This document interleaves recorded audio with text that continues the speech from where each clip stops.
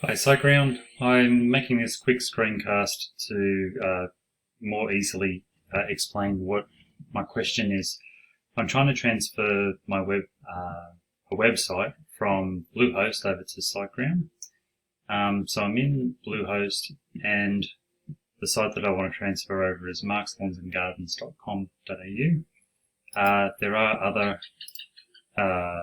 websites: Scenic Gems, Stephen Lee, markslawnsandgarden.com, rowan.com.au.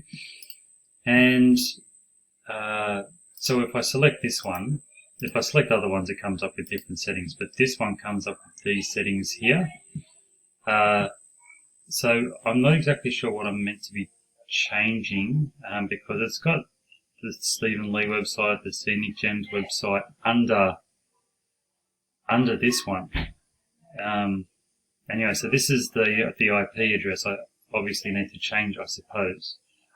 Now, if I go to SiteGround, I have markslawnsandgardens.com.au, where I built the new website.